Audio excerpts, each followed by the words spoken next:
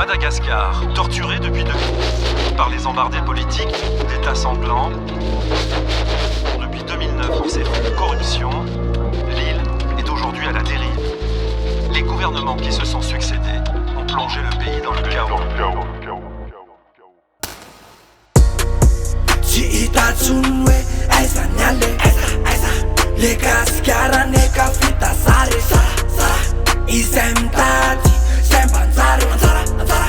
Narena sin fulanai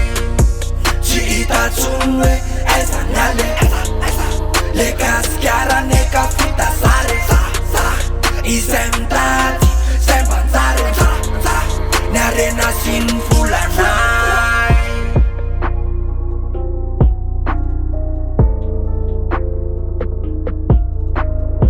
Afatsy businessman mety tago isan'andro mipitra tsy mila mena business efa business tsy justice ny polisy mitady zay business oderosy laingo tsy mety tapitra gasikely madamafy miaritra tsy hainy anaty saritra izy manaloky seraky mifaritra ilaraky ny ta aodiny bedo exta reveny lopsa mazava ho azy mahazo ny karana ny sonony vazaha tsy mila viza Hoavy n'ty gasikara mitotonga anambany raha mbola zao ihany no ringana tsisy efarany tô foana le marina zany veterany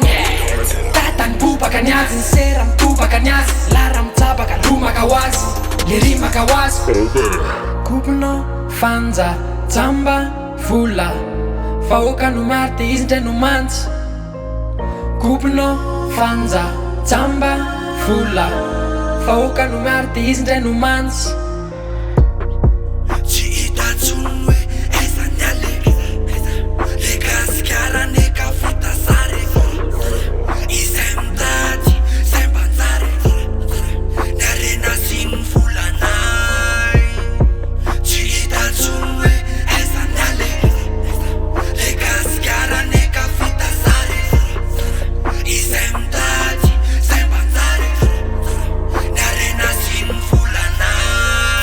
Bakany tanan la konto miafina ny panamba vahoaka tsy manana galera ny toatanan nofy dafatenana simba ny lanovnay na lainy lazenay na midiny lantanay de aiza ny jaranay aiza ny jaranay ye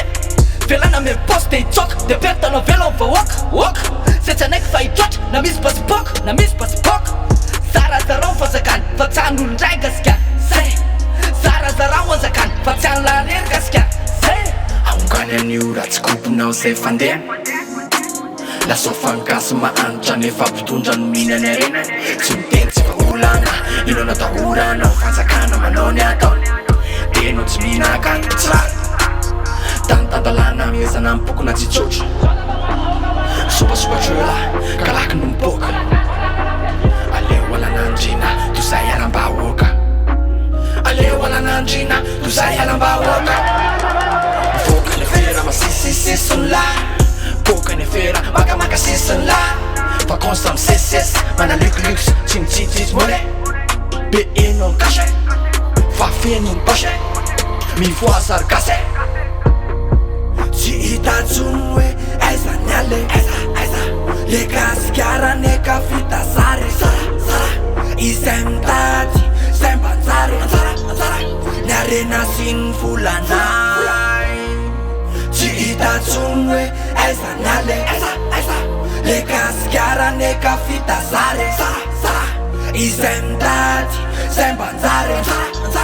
Ny arena sy ny volanay Dès le lendemain, étudiants et lycéens descendent de l'université pour manifester au centre de la ville. Ils veulent la révision des coopérations France.